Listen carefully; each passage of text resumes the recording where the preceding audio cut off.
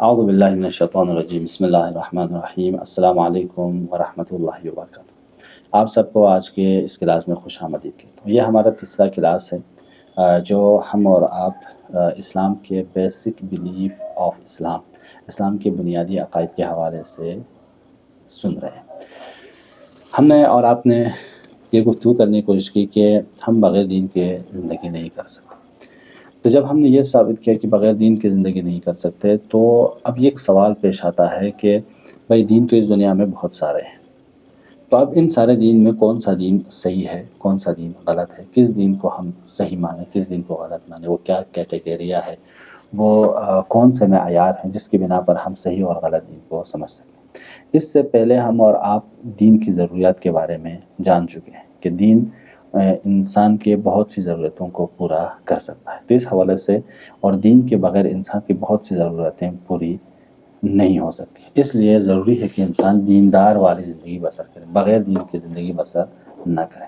تو اب یہاں پہ یہ سوال پیش آئے گا کہ how to identify the true religion, کیسے صحیح دین کو پہچانیں، کیسے دین حق کو پہچانیں۔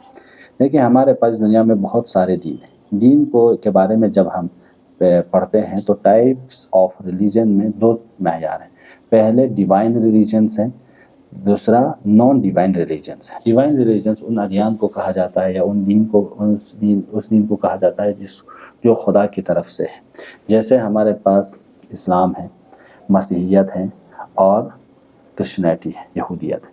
یہ تین مذہب ایسے ہیں جو خدا کی طرف سے ہیں، یعنی جن کو نبی کے ذریعے، کتابوں کے ذریعے خدا نے انسانوں تک پہنچایا ہے۔ کچھ ادیان اس دنیا میں ایسے ہیں جو انسانوں نے خود بنائے، جیسے کنفوشیس، چین کے بہت بڑے دانشور تھے جنہوں نے اخلاقی ایک دین وجود میں لایا کنفوشیزم کی بنا پر، جس کا نام ہے زرتشتازم بھی کہا جاتا ہے۔ زرتشت اس مذہب ہے جو ایران میں ہے، جن کا عقیدہ آتش پرستی اور ان چیزوں پر ہے۔ ہندوازم ہے، ایک چیز بدھ مت ہے، بدھزم ہے، جینزم ہے، توئزم ہے، تومت، اور شنتو مت، شنتوئزم ہے، اور سکھزم۔ اور یہ سارے ادیان ہیں جس کو میں نے مثال کے طور پر لایا کہ کچھ الہی دین ہے، کچھ غیر الہی دین ہے۔ الہی دین میں کون کون سے ہیں اور غیر الہی ادیان میں کیا کیا ہے، ان سارے ادیان میں کون سا دین حق ہے، کون سا دین صحیح ہے، اس کو ہم کیسے پہچانیں۔ اس کے لیے علماء نے، ریسرچرز یا ہمارے اسکالر نے کچھ قانون بنائے۔ ان میں سے پہلا قانون یہ ہے کہ کیسے ہم صحیح دین کو پہچانیں۔ تو پہلا کسی دین کو پہچاننے کے لیے یہ طریقہ ہے، وہ یہ ہے کہ کمپیبلٹی ود دا نیچر لا، فطرت کے مطابق ہو، یعنی یہ دین فطرت کے خلاف نہ ہو، بلکہ اس پوری کائنات کو خدا نے فطرت پہ بنایا، پوری کائنات کو ایک نیچرل لا کے مطابق بنایا۔ تو اگر خدا نے اس نیچرل لا کے مطابق بنایا ہے تو یہ دین آ کے اس نیچرل لا کے خلاف نہ بولیں۔ کیونکہ ہم ایز اے مسلمان اگر سوچیں تو اس کائنات کا بنانے والا بھی خالق ہے، دین کو بنانے والا خالق بھی اللہ ہے۔ تو اگر اللہ نے کائنات کو بنایا ایک قانون پر اور دین آ کر اس کے اپوزٹ کچھ احکام چلائے، اپوزٹ کچھ آرڈر دے، تو یہ معقول نہیں ہے، یہ عقل میں آنے والی بات نہیں ہے۔ تو لہٰذا کسی دین کے صحیح ہونے کی ایک طریقہ یہ ہے کہ وہ نیچرل لا کے مطابق ہو۔ دوسرا کہ ان اینیمیٹی وتھ بیولوجیکل لا، یعنی حیاتیات کے قوانین کے مطابق ہو۔ ہم انسانوں کو بنایا زندہ جتنے بھی جاندار چیزوں کو بنایا خدا نے، تو اگر اس جاندار چیزوں میں خدا نے کچھ کوالٹیز رکھی ہیں، کچھ ڈیزائرز رکھی ہیں، کچھ خواہشات رکھی ہیں، کچھ چیزیں رکھ دی ہیں، خوشی، غم، اچھائی، برائی، احساس، یہ ساری غرائز اس میں رکھ دی ہیں، یہ دین جو آئے وہ اس غرائز کے مخالف نہ ہو۔ اگر اس غرائز کے مطابق ہوں، اس غرائز سے اتفاق رکھتے ہوں اور بیولوجیکل لا کے مطابق ہوں تو وہ دین صحیح ہے، لیکن بیولوجیکل لا کے خلاف ہوں تو وہ دین صحیح نہیں۔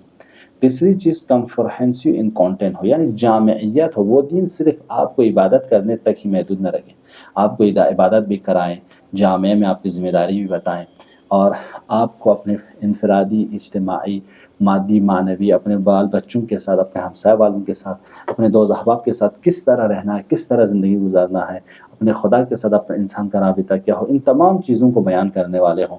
آپ کی حکومت کیسی ہو، آپ کے اقتصاد کیسی ہو، آپ کی گورنمنٹ کیسی ہو، اور آپ کے اکنامک سسٹم کیسے ہو، آپ کے ایجوکیشن سسٹم کیسے ہوں، ان ساری چیزوں کے بارے میں آپ کو بتائیں۔ یہ دین صحیح ہے۔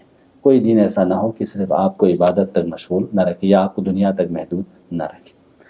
جب آپ ایسا ہے تو اب میں آپ کو بیان کرنا چاہتا ہوں۔ دیکھیے، ہم نے کہا کہ قانون فطرت کے مطابق ہونی چاہیے۔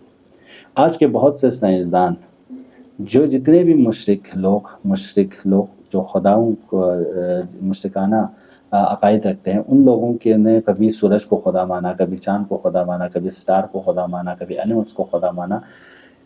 1969 میں جب اپولو 11 اور اپولو 12 چاند پر گیا تو جتنے بھی چاند پرست لوگ تھے وہ شرمندہ ہو گئے کہ ان کے خدا انسان کے پاؤں تلے آ گئے۔ تو آج کل کے سائنسدان نے بہت سے جو ادیان جن کے تعلیمات قوانین فطرت کے خلاف ہیں، ان کو انہوں نے غلط ثابت کیا ہے۔ اسی لیے ڈاکٹر مورس بوکائل، انہوں نے کتاب لکھی دا قرآن اینڈ ماڈرن سائنس۔ انہوں نے تورات اور انجیل کے بارے میں ریسرچ کرتے ہوئے بتایا کہ تورات اور انجیل میں بہت سے علمی اور سائنسی خطائیں ہیں، غلطیاں ہیں، اور ایک طرف کہتا ہے کہ قرآن میں کوئی بھی علمی خطا نہیں ہے۔ تو اس سے پتہ چلتا ہے کہ اگر آپ کے دین آپ کے نیچرل لا کے مطابق ہوں تو وہ دین حق ہے۔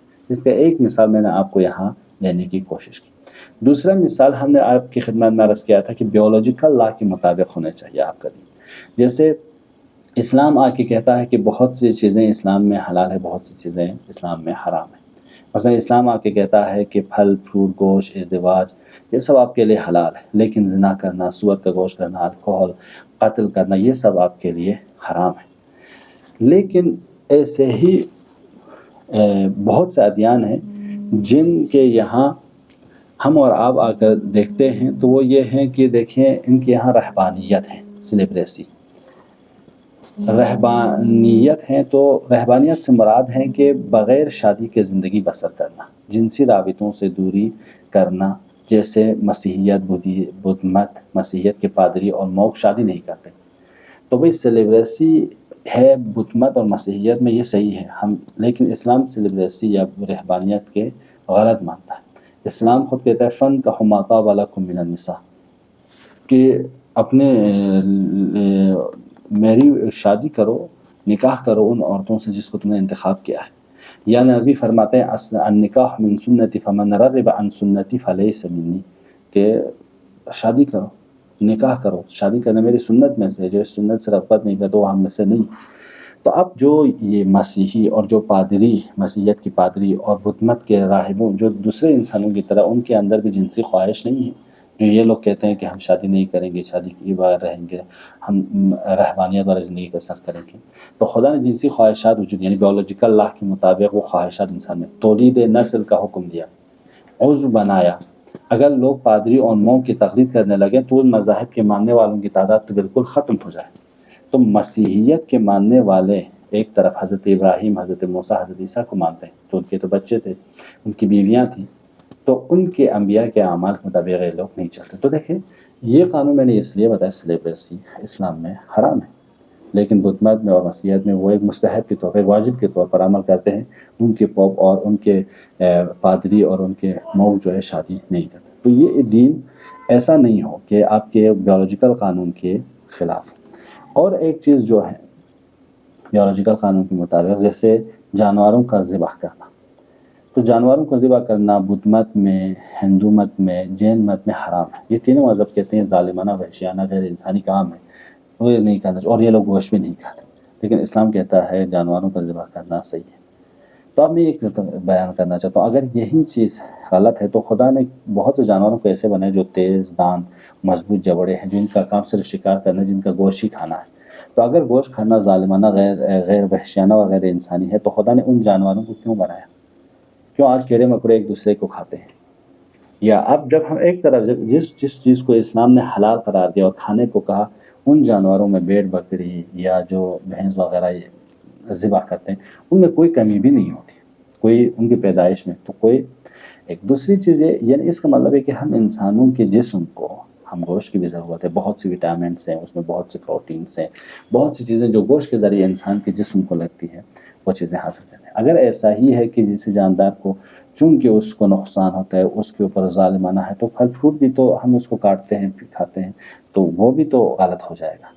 تو یہ بیولوجیکل قانون کے مطابق نہیں ہے۔ بیولوجیکل قانون یہ ہے کہ آپ کے جسم کی ان چیزوں کی ضرورت ہے تو ان چیزوں کو آپ حاصل کریں، ان چیزوں کی ضرورت نہیں ہے ان چیزوں کو، لہٰذا اسلام نے مردار کھانے کو حرام قرار دیا، سور کے گوشت کھانے کو حرام قرار دیا۔ کیوں کیا نجس چیزوں کو کھانے کو حرام قرار دیا؟ وہ اس وجہ سے کیونکہ ان میں وہ بیکٹیریا، وہ بیماریاں ہیں جس سے پرہیز کرنی ہے۔ لیکن اگر وہ چیز حلال طریقے سے ہو، سالم ہو، وہ انسان کی باڈی کے لیے فائدہ مند ہو تو اسے کھانے میں کوئی حرج نہیں۔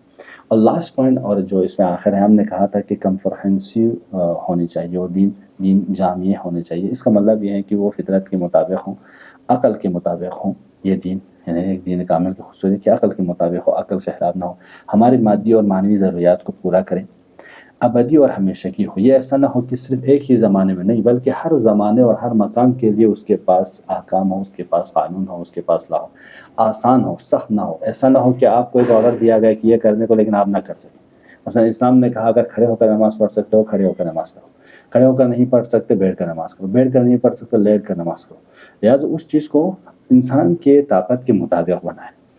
اور ایک چیز ایک کامل دین کی ہے کہ اجتہاد ہو، اس میں یعنی جد و جہد ہو۔ اسلام کے قانون زمانے کے حساب سے بدلتا رہے لیکن انسان کی ضرورتیں بدلتی رہے، اس کے مطابق احکام بھی بدلتے رہے، اور یہ تب ہوگا جب اس دین میں اجتہاد ہو، یعنی احکام قرآن اور روایات سے حاصل کرنے کی، استنباط کرنے کی صلاحیت ہو کہ کیا حکم کس ٹائم کس وقت صحیح ہے، کس وقت اس احکام پر عمل کر سکتے ہیں۔ یہ جب ہوا تو نیکسٹ کلاس میں ہم بینیفٹس آف ریلیجن کے بارے میں آپ کی خدمت میں عرض کریں کہ جب ہم ایسے کامل دین کی پیروی کریں گے تو اس کامل دین کا فائدہ کیا ہوگا، کیا انسان کو اس سے بینیفٹ ہوگا، اس بارے میں ہم نیکسٹ کلاس میں آپ کی خدمت میں بیان کریں گے۔ والسلام علیکم ورحمۃ اللہ وبرکاتہ۔